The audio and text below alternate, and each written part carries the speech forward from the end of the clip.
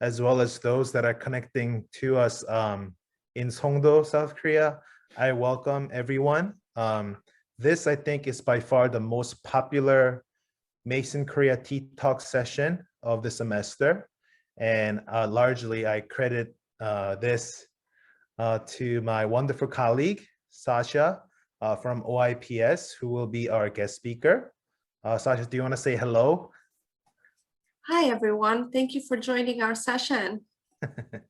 And I'm also happy to inform that Hannah, who's actually in Korea, is also visiting to learn more about and also to assist with anything that you have questions with. And students, I know this is probably a heavy topic, something that is not enjoyable on an 8 a.m. in the morning for most of you that are connecting with us.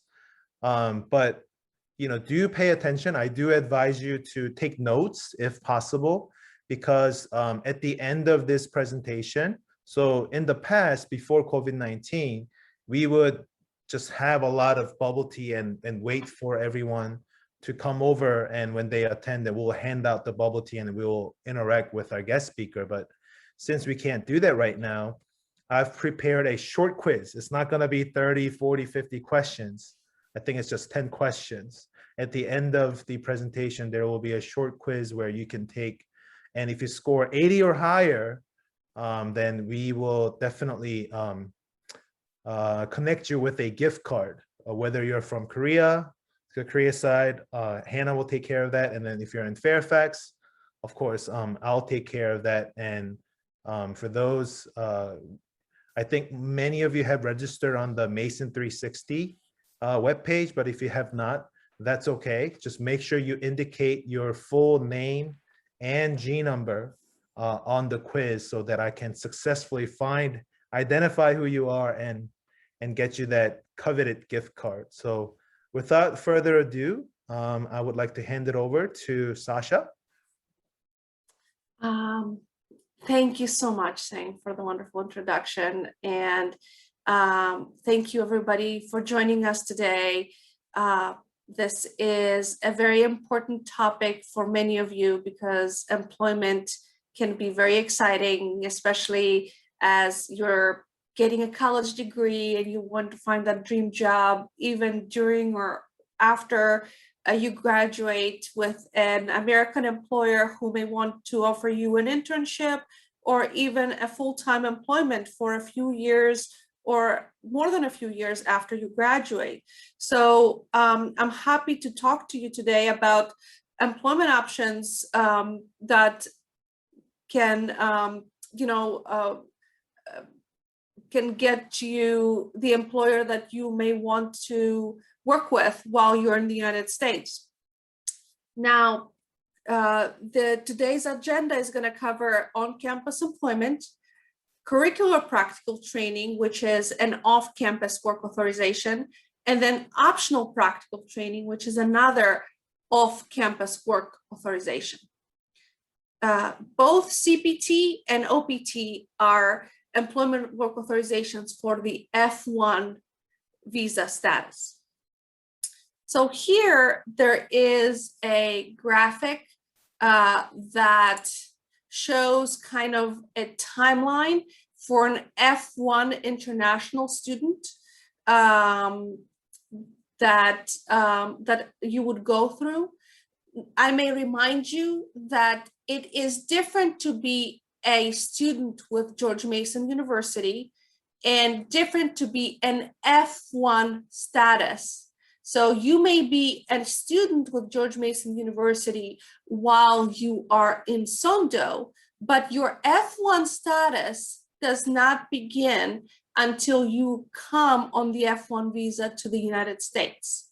So what this graphic shows that your degree may begin at an X amount of time, and in order to qualify for any off-campus work opportunities, you need to spend 1 academic year in the United States in order to qualify for these opportunities. Okay, a little bit more about on-campus employment. there's great opportunities to be found on campus, and you can take advantage of them pretty much as soon as you arrive. To work for an on-campus employer, you do not need any extra work authorization. You can get a social security number, which you will need to work for those employers. If you're an F1 student, you will work up to 20 hours per week during spring or fall semesters. And you can also work full-time during vacation periods, which is great, especially summer, which is a big gap between semesters. You can also work for a third-party business, which is typically like the bookstore or businesses that operate on campuses or like at the food services. These are, you can take a screenshot of this, but these are some things that you would require in order to get a social security number. This is a number that the government requires of you if you were working in the United States, and it's basically done for tax purposes, and it can be used for other things in the United States, such as getting, buying a car or opening a bank account. It can be a very useful number, and most people who are born in, not most, but people who are born in the United States automatically get one once they're born.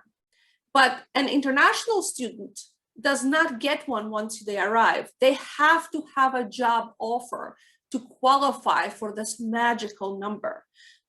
So an on-campus employment, which you can qualify for as soon as you come to the United States and you can register for classes, is a wonderful way to get this wonderful number. And then you can get done a lot of transactional things in the United States because this number can be used for a lot of government things or bank things. A little bit more about off-campus employment opportunities, because I'm sure these are a little bit more exciting because you can do more with your degree off-campus, obviously. On campus, working at the bookstore is exciting, but I'm sure finding that amazing internship in DC would be even more exciting, right? So curricular practical training, which is CPT, is a type of work authorization that can be given to work off campus. It is given to George Mason F1 students who want to complete practical training as part of their curriculum, right? That is CPT. To be eligible for CPT, you must be a full-time student in the United States in a valid non-immigrant status, which is F1, for at least one full academic year, fall and spring. So semesters spent in non-degree status or outside the United States do not count towards that one full academic year. So for those of you, how I said in the previous slide, who may begun their academic career, your degree in Sonto, you have to come here first and finish 2 semesters in F1 in order to qualify for this, to be eligible for CPT. Also, you must have declared a major, and by the time you come here, you probably would have completed completed at least 1 semester in that major as well. So have a good GPA, obviously, because if you have a very bad GPA, we don't want you working off campus and then jeopardizing your GPA even further. And finally, be enrolled in a full course of study on campus while engaging in CPT during fall or spring. So if you wanted to do an internship in fall or spring, we also expect you to be registered full-time. It's not that you can work off campus in the fall semester and just do the internship and nothing else. We still want you to be registered full-time during that period of time. So what types of CPT does George Mason University offer? Since it has to do with your curriculum, which is part of your classwork, these are the types of CPT that we can authorize you for. So one is if you enroll in at least 1 credit of an internship course. So let's say you find this internship course, and the requirement for the internship course is, of course, for you to do an internship off campus. And you also have fulfilled the year requirement, have a good GPA, then we will give you an I-20 that will authorize you for CPT. Another way to get CPT is for those of you who may be completing a master's or a PhD here in the United States, and that internship that you need to do will help you complete your thesis or dissertation. So that is kind of towards the end of your academic career when you're almost done. And a lot of students who use this second opportunity need to do research off campus and need to work with an employer that will help them just finish off their degree, do their thesis and dissertation. To qualify for this one, you need to be registered for credits, dissertation credits, which are the 799 for masters and 999 for PhD. Oops. Here's some FAQs, frequently asked questions about CPT. It is based on your curriculum. Therefore, it cannot go past the last day of classes for the semester. So the internship and the work authorization will go based on either spring semester or fall semester or summer semester. There's no limit, which is great, to the number of CPT authorizations, as long as you can enroll in the classes that are required for the internship. So as long as we can see that you can enroll for an internship course, or you have thesis or dissertation courses that you need to take and you need the internship to complete those dissertation credits, we will give you, of course, work authorization to complete those requirements because it's a course requirement. It does take us some time to give you the work authorization. Typically, it takes us about 10 business days because it's an I-20 document that we issue. So you can apply at any time for this kind of work authorization. It's authorized at OIPS, but you can always come and see me or another F1 advisor if you have specific questions about your situation. Because it's COVID time right now and things may change later when you come to the United States, or whenever you're ready to do your CPT opportunity. But for now, remote work, meaning like work from home, or is allowed for CPT. In the past, that was not the case. We wanted the students to be placed in an American work environment so they have the full experience. But right now it's not really possible because everybody is trying to have social distancing. So CPT is allowed to be worked remotely. Yeah, we will update you later if anything changes, but for now, that's the case. Okay, so combining employment with on campus, it is possible because on campus and CPT are different types of employment. One is fulfilling an academic course, and the other one is based on on-campus duties. So the only requirement that you need to do is notify your on-campus employment that you'll be participating in the academic requirement, because they may have questions about that you're going to be working in a different place So it is required in the United States, or it's good policy to notify an employer if you're going to be pursuing something else. But for immigration purposes, it's okay for you to work both, let's say, at the bookstore for 20 hours and to do a CPT for academic credit, if that's what happens in the near future. The only time we are not authorizing on-campus employment is if the student is pursuing a graduate assistantship. And there are some limitations with that because that's what the provost's office has set.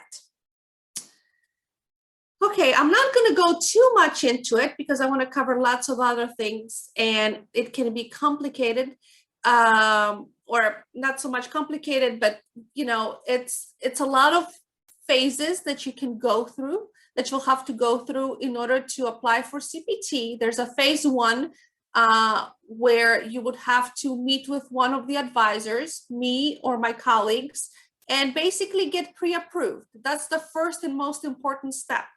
I want you to remember that in case you ever wanted to do CPT, to make sure that you meet with one of us and tell us, hey, I want to do CPT, please, am I in the right place? Because we will be able to check your immigration record and make sure that you actually qualify. In phase two, we're gonna allow you to fill out an online application, which has several different components, as highlighted on the screen. Your academic department needs to sign, and the employer will need to sign the form before the form returns back to OIPS. And as a result of that form, OIPS will issue you your I-20. That I-20 serves as your work authorization for CPT. It will have the employer's name on it, the start date, the end date, and that's what you're going to give to your employer to begin work, which is phase three. Only after you have received that magical I-20, you can begin work. So it's basically 3 steps, 3 big stages. But for now, all you have to remember is that you need to meet with OIPS. If you wanted to get started this process, you need to have an offer to start this. You need to be in the United States for at least 1 academic year on F1 status. And you also need to be able to register for an internship course or thesis or dissertation for some of you. Okay, so let's go on and talk a little bit about optional practical training. That's the other off-campus work authorization that F1 international students can take advantage of. So one was CPT, curricular practical training, and this one is OPT, optional practical training. So what is OPT? OPT is a 1-year work authorization that can be used to work in your field of study at your level of study. You actually get 1 year of OPT for each higher degree level. Just remember that graduate certificates and master degrees or PhD can be at the same level. So be careful if you ever decide to get a certificate and you've used OPT at that level. The difference between CPT and OPT, which is the point 3 on my slide here, is OIPS at this case will issue you an I-20 as well, but this is only a recommendation to apply for OPT. You actually have to apply to the US Immigration Services, called USCIS, to get this benefit. And the benefit looks like a plastic card, and then you can work for a year. There is also an application window because OIPS does not set the deadlines for OPT. The U.S. Immigration Services sets the deadlines for OPT. So, and government time varies. They are usually slow. It may take them 3 months, sometimes even longer, to process an OPT request. You see, for CPT, it can take OIPS, let's say, a week or two to process an I-20, and then you can go work for your internship. But for OPT, since you apply to the government itself, it takes them 3 months. That is a lot of time to wait, right? When you're eager and you want to go start your job. But they can also, you can also start applying much earlier, because you qualify for this benefit as long as you're receiving your degree. You can start applying up to 90 days before or up to 60 days after the last day of exams. So there is a big window for you to start applying. You don't have to wait until you graduate to apply for this benefit. You can basically, you know, start applying and send your documents to the government like 2 months before you graduate and tell them, hey, I want to begin after I graduate. You can visit our website, and they will have deadlines there, the current deadlines. We're going to be updating it soon for further deadlines in future semesters. Another thing to remember, there are certain requirements for USCIS as in regards to the documents, and one of the most stricter requirements is that the I-20 that we issue has to be a new I-20. It has to be only 30 days old. So that's very important for this process. So another thing for OPT, you can select your own dates that you can work on OPT. So when you're applying for this benefit, you can actually tell the government when you want to begin work. What's the earliest you can begin work? You can begin work as early as the day after you graduate. So the students, let's say, who are graduating this May would be my good example.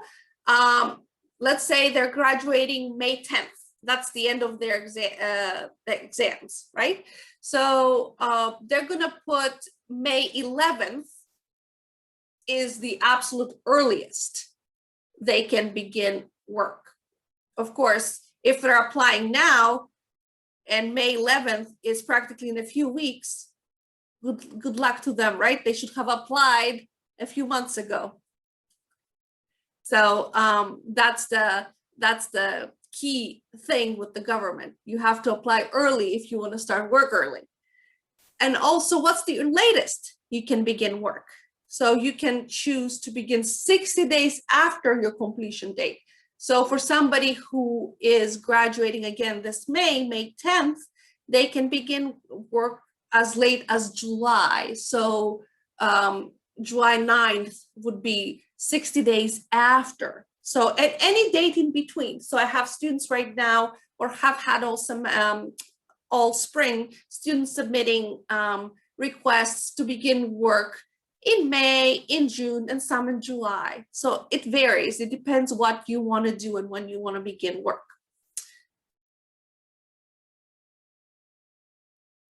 There is a big confusion about OPT where students think that, oh my God, I've graduated, that's it.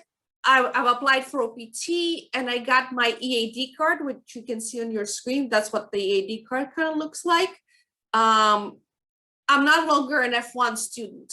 I am on OPT. I'm working. That's not true. OPT is still part of your F1 status, and you have to maintain that status. So you have to make sure that you report your employment while you're on OPT. You have only 90 days of unemployment from your start date. So you need to make sure that you find a job at a reasonable time, which can be sometimes complicated for students who are not well prepared, or, you know, the job market can be complicated. So if you think that you want to do OPT after you graduate and stay in the United States, if you know that you're going to be graduating, start going to job fairs, start interviewing with employers. It's never too early to start looking for employment opportunities, and just tell them, I'm graduating this coming May. I don't have a work authorization, but I'll probably have one by July.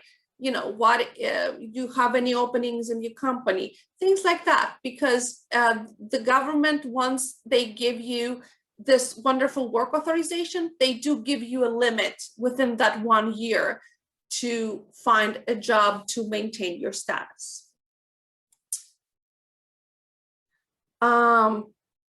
Also, you can, because you're still in F1 status, I mean, you still have the same benefits as long as you have a travel signature and a valid passport, and you'll have your EAD and everything. You can still travel. And then after your OPT ends, you still have a grace period, and you can choose to either go back to school, or hopefully your employer can sponsor you, which is also another great thing. And you can switch maybe to an employment visa or another type of visa if that's what you decide to do. I'm not going to go much into applying for OPT here, but these are the steps to apply for this employment benefit. You will need to first work with OIPS and request that magical I-20, that recommendation. Then you'll need to prepare your application to USCIS, to the US Immigration Services. Something that I don't have on the slide that just happened this past week, they opened applications online, which has been very new and very fascinating.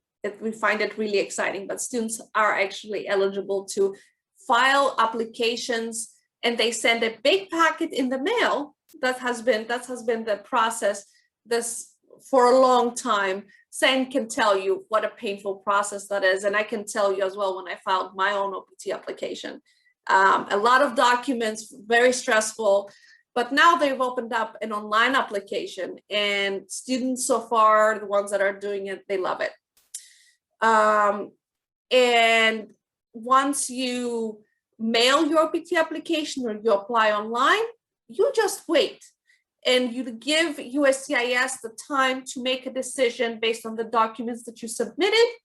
And once the decision is made, you receive that plastic card, and you can begin work from the moment that you have the card and the date on the card has been reached.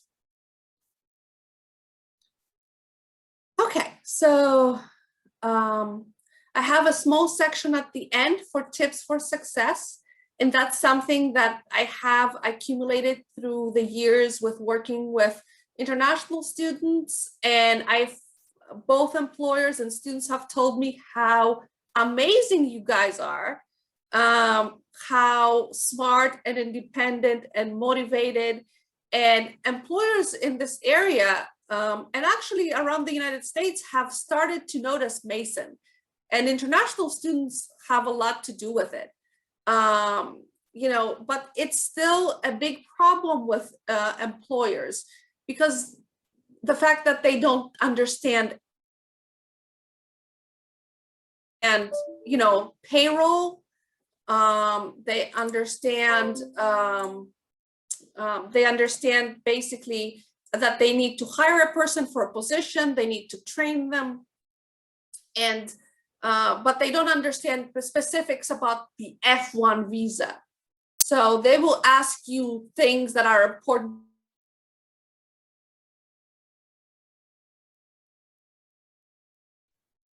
I think Sasha has a problem with her VPN, but I think she'll be here. But the more training, such as this workshop you have about what your status is, can you guys still hear me? I'm sorry, I got a weird message. Okay, yeah, excellent. VPN lost you for a little bit, but we're good. Okay, thank you, sorry. So it's amazing how much effort international students have to put in order to explain to the employers about their visa status.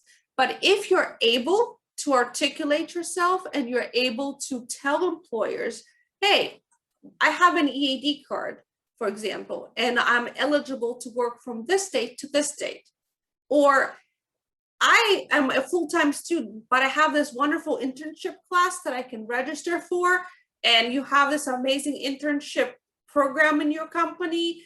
If if I register for the class, I can participate in your program. So if you know your benefits well and what you can qualify for, the employers here in the United States, they will love it. They already love international students from Mason because we have amazing qualifications.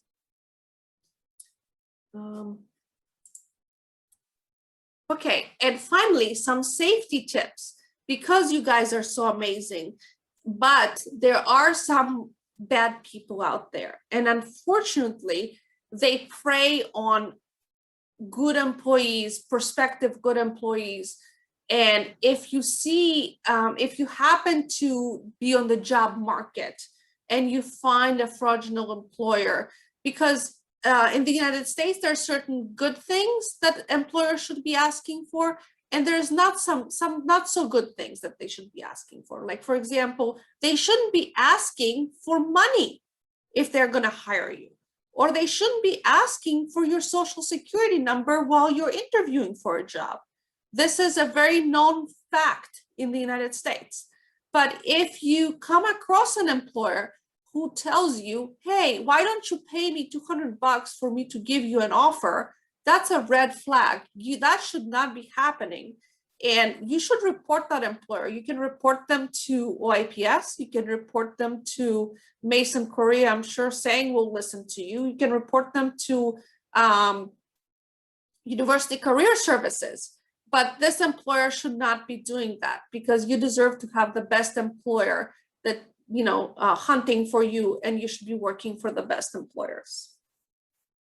Okay, so that is it for me. I'm sure it was a handful, but I'm so grateful you were able to join me in this presentation. Sasha, thank you so much. Hey, I think some of the students are thinking about what to ask, but I do have a question from Ambrose. I think it's a great question. Is the OPT start date the day that the OPT is approved and not the first day of work? So the start date of OPT is, first of all, it's selected by the student whenever they choose they want to begin work.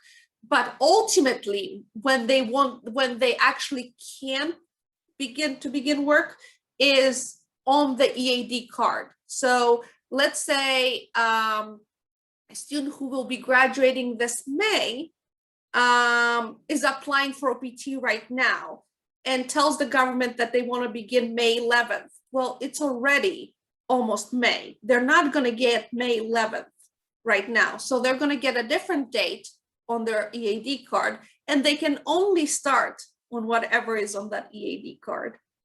Yeah, so Ambrose, if you were to have a job lined up after graduation, you may have to tell them like, hey, I'm actually waiting on the approval of the OPT. And once you let them know when the approval date is, then that's your official first day of work.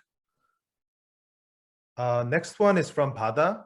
Is it important to receive the official receipt notice of I-797 from USCIS after mailing the OPT application packet? Yes, it is important, because that shows that they received it. USCIS communicates primarily through these letters, and therefore it's important for you and for further applications you may have with USCIS. This shows us proof if you ever had to ask USCIS again about anything, that this process was going on. So it's important for you to receive receipt notices, approval notices, and then the EAD. just for like a tip from, so I was an international student for 22 years, I think. I never throw away anything from USCIS, even if it is from like something I got in the 90s and the early 2000s. I have everything from USCIS in case something comes up or in case I have to prove something, you know? And for I-20s too, like even your old I-20s, they're not of, you can't really use it after they expire, but hold on to them. Anything important, I would start like a filing folder. And that's probably a good idea for you to just keep everything that looks important. I think the next two, Sasha, is pretty similar. I emailed OIPS, taking classes in Korea because of COVID situation. So Changhee is probably only spending one semester physically in Fairfax, and Chloe is transitioning next fall, graduating in spring 2022. Am I eligible? Yeah, so these two, maybe Sasha, I can answer it. Can you correct me if I'm wrong? Because I wanna be expert in this situation too. So you have to have 2 semesters, right? Fall and spring, physically spent in Fairfax in order to be eligible for OPT. Did I get that right, Sasha? Yes, correct. So the government wants, and for CPT and OPT, for both, the requirement is, because it's based not on your student status, it's based on your F1 status, and you have to spend time in the United States and in F1 status for 2 semesters to qualify for any of these benefits based on that status. So yes, saying you're absolutely correct. And it can't be spring and summer. It has to be fall and spring. Yes. Okay. I hope that answered your question, Changhee. And this is exactly like what we're saying. If you are very strongly interested in finding a job after you graduate from Fairfax, you have to spend 2 semesters physically here. And this is not a policy that Mason has made up of.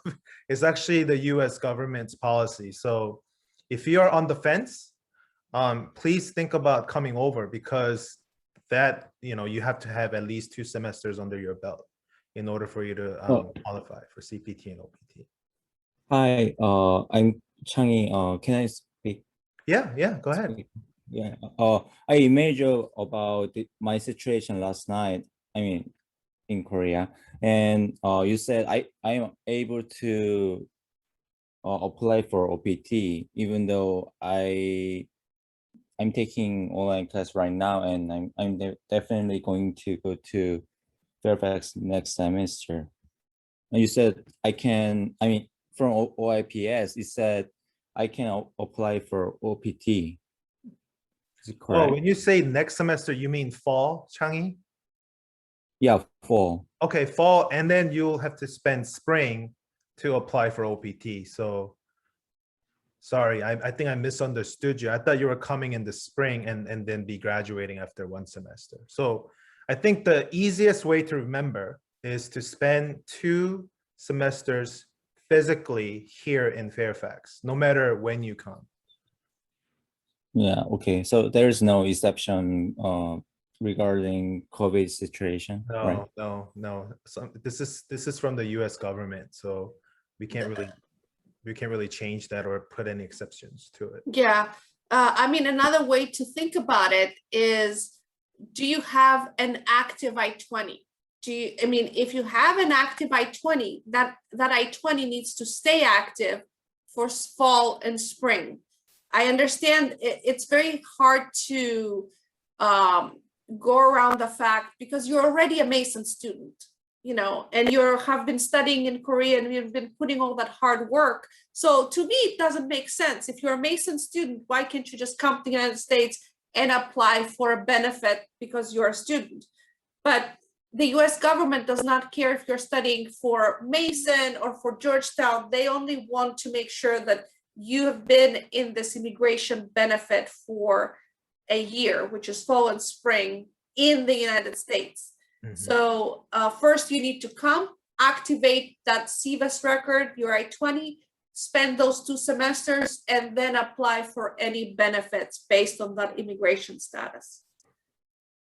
Yeah, last night when I emailed you, you said from OIPS, it said I can apply for OPT even though I don't meet the requirements.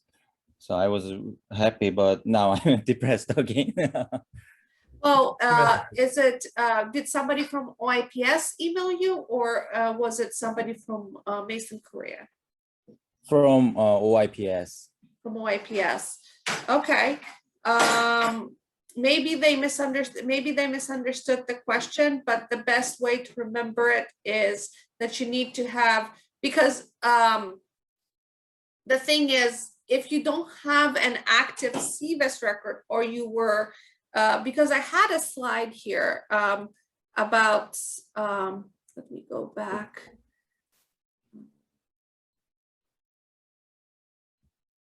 It's more in the,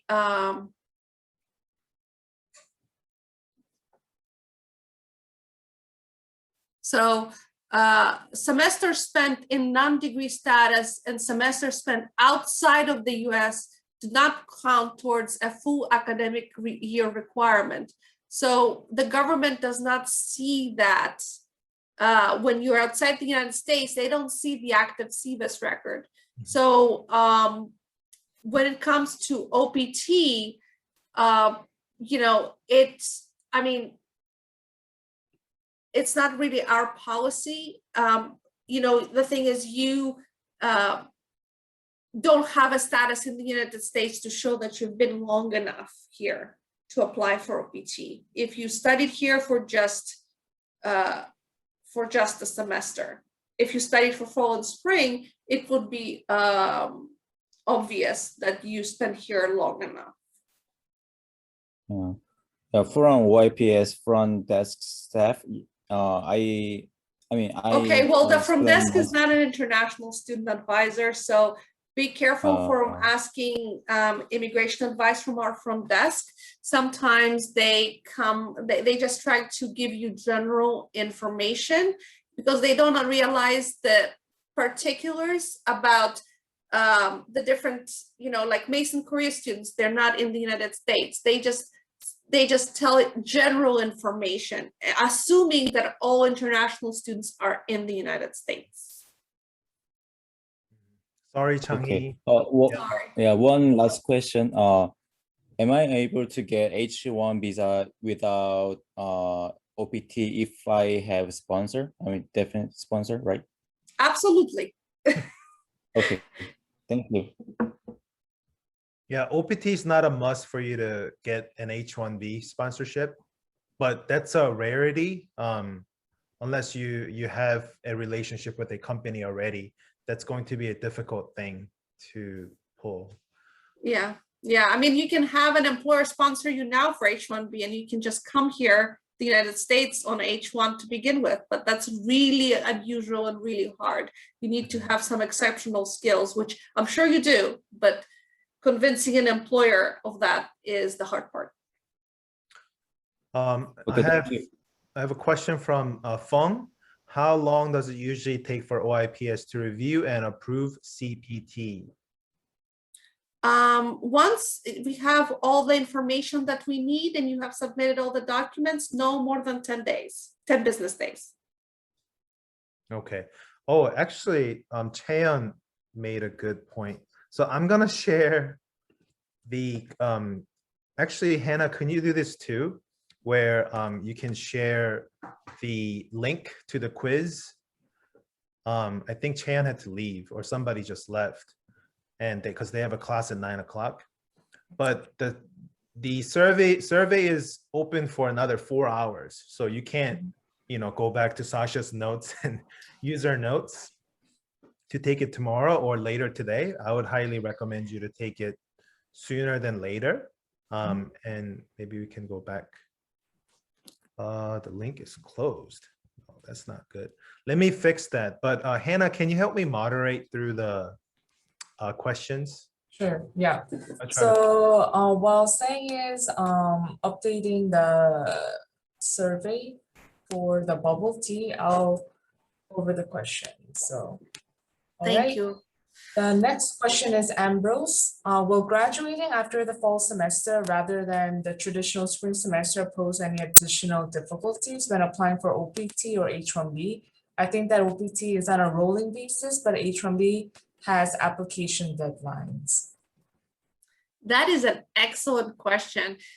Typically, as long as you fulfill the deadlines for OPT, you should be okay. But H-1B, yes, it does have different deadlines. If you are working for a private industry employer, they're subject to what they call a cap, meaning that they go through a lottery, and the lottery is picked in April or March, April, and every employee who is selected in the lottery and then approved by the US government starts on October 1st. So for those whose EAD cards are not, who basically end, not within that time, basically not after April, but before April, that can be an issue. But if your EAD card ends anytime between April, let's say, and October, it's not a problem. We have a way of working through that with you. And if you are working for a nonprofit like George Mason University, if you get a PhD and you become a big professor here, then you don't have to worry about the cap. Your employer, such as George Mason or a nonprofit in DC, can file for H-1B at any time. All right, thank you. Next question, how long does it take the official receipt notice of I-797 from USCIS? In the email, they said it will arrive in 7 to 10 days, but I never received, and it's been more than a month. So will this affect the time that they send the EAD card? Okay, let me see if I understand. So you have not, the receipt notices take anywhere from the first receipt notice should take about 4 weeks.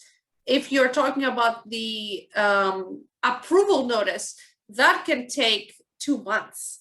So it depends which receipt notice we're talking about. But if you're talking about the first receipt notice that they received your application, that should not take more than 4 weeks. So if you still have not received that, please schedule an appointment with an F1 advisor to discuss that, and we will look into your case, okay?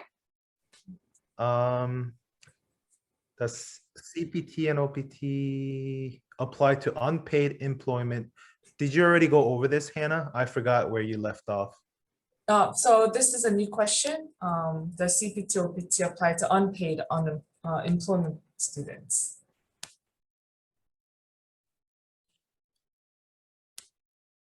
Can you repeat the question again? Yeah, Okay. the CPT/OPT apply to unpaid employment students. Oh, okay. So basically, can they do CPT or OPT unpaid? Unpaid. Yeah. Employment. Yeah. Okay, so yes, absolutely. Employment to get work authorization, I guess the opportunity does not have to be paid, neither for CPT nor OPT. The requirements for CPT is it has to be part of a curriculum class, so an internship course. For OPT, it can be paid or unpaid as well, but it has to fulfill the OPT requirements. Basically, you have to be working 20 hours a week, you have to report the job, it needs to be related to your field of study, things like that. But no, it does not have to be paid in either, but I hope it pays well. Yeah. Yeah, but it's also, I think, a strategy to look for unpaid. They're more likely to bring you on board, I think. Absolutely, that's a very smart strategy. Yeah. Similar question from Johan. If I'm planning to go to Fairfax campus just for the senior year, so I think he's referring to 2 semesters, will I be eligible for applying an OPT before the graduation date? Because at the moment I will apply for the OPT, my visa status will not fulfill the 2 physical semester.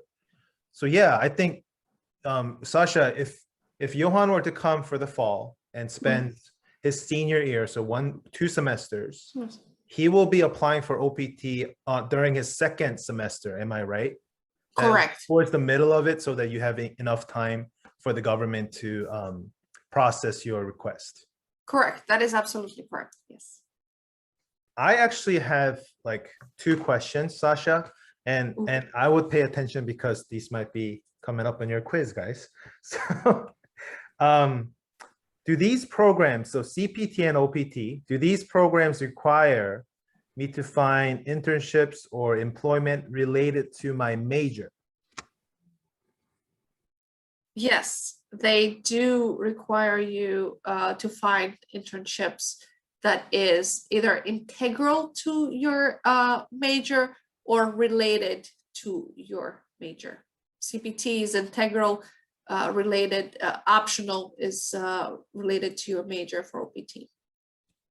Okay, thank you. My next question to you is, can you use both CPT and OPT while studying at Mason?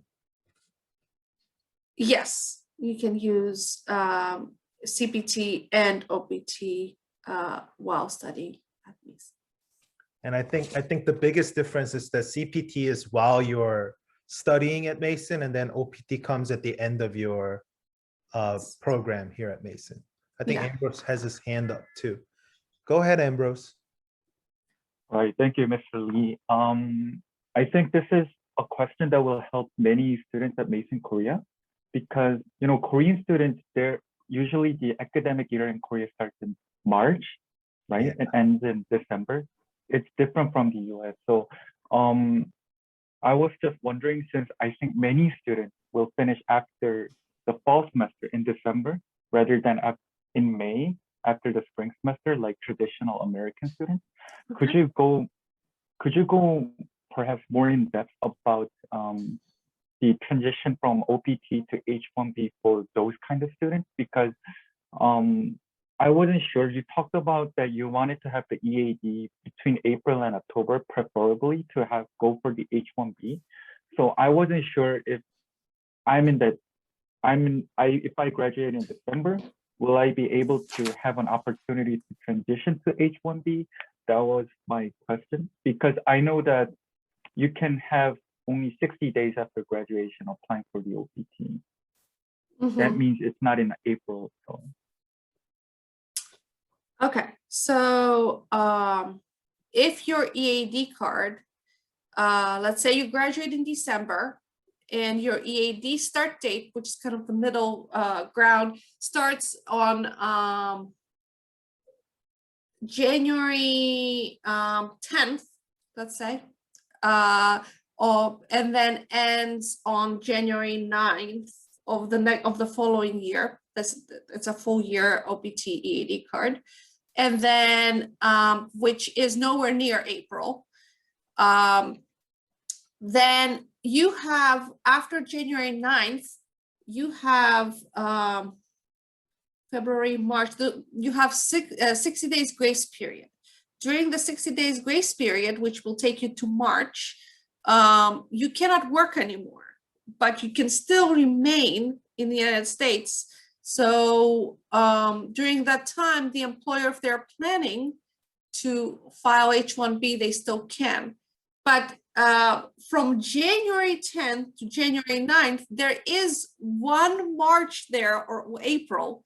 So there is one chance, you have one chance. So hopefully, even though January to that first March, there's not much time for you to, let's say, impress an employer or get to know an employer. But some students do get that, because from the first interview, when the employer asks, do you want to be sponsored? Do you need sponsorship?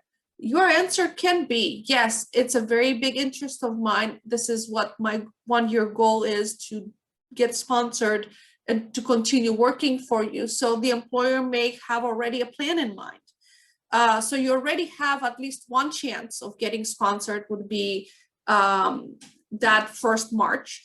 And then if the lottery is a no-go that first time around, you can remain in the United States in that 60 days to see if the second time around, the lottery is picked. but you won't be able to work within that 60 days grace period at that time. The other option is for you to return back to Korea and wait for the employer to file again. Right. I was gonna actually say that, Sasha. Ambrose, you may have to come back home to wait until the H-1B kicks in, and then you may have to fly back here. But at any rate, so like these are all very technical questions, right? And that's why people like Sasha is there. There's many Sashas in OIPS, and they will be able to help Hey. you answer. Not replaceable, irreplaceable here with Sasha, but there are a lot of experts who have dealt with so many of those technical questions, and they will be happy to educate you on that. But I think this, for the purpose of our meeting here, we just wanted to make sure that everyone understands that you need 2 semesters physically under your belt in order to apply. And yeah, of course, there might be different situations depending on when you started your school and you're coming over from the transition process and all that. But the general idea is to have that mindset so that you're not confused. You're like, oh, I thought I was going to be able to apply. But okay, any other questions? These were all great questions. You guys were wide awake. I know, I'm impressed. It's actually very happy. All right. Well, Sasha, I thank you for your time. Wow, it's been an hour and 5 minutes already. So the quiz is live, guys. Again, it's not there to punish you, but it's to really make sure that you guys have a good understanding, because when I was interviewing for different jobs, they had no idea what sponsorship was and things like that. So I really wanted you guys to be the expert as well. Sasha's PowerPoints, I think, have already been distributed either by Hannah or Mihi. But if you did not receive it, let us know so that we'll be sure to share that with you. Yes, and I also wanted to add something. Be careful about our PowerPoints as well as the recording. This may be very accurate for information, for today, for this week. But one thing about immigration in the United States, that it's constantly evolving, constantly changing. Like I said in one of my slides, they opened up the online application for employment for OPT, and that was not true if I done the presentation a week ago. So it's always evolving. So keep this information. Is great information is for now. But if you have further questions when you arrive in the United States or whenever you're ready to apply for OPT, visit our website, come and talk to me or another F1 advisor, because it is always evolving and changing. So I want you guys to always have the most updated information before you make your next move. All right. Well, thank you, Sasha. You deserve a great big thumbs up from me on Zoom, and we would be fist bumping and everything, but we can't do that. But hopefully by fall, we'll be able to have a lot of bubble teas here, and then have the students come back and enjoy listening to you while sipping on their bubble tea. So I appreciate everyone for coming, especially a big thank you to Hannah for getting up early to attend, and the students. You guys have been tremendous. All the questions were great. And again, I look forward to meeting all of you this coming fall. And yeah, I think we're gonna have a blast. Thank you again. Hope everyone has a great rest of your day and your evening for Sasha and I. And I'll talk to you guys soon. Thank you, guys. Thank you. Thank you for joining. It was a pleasure.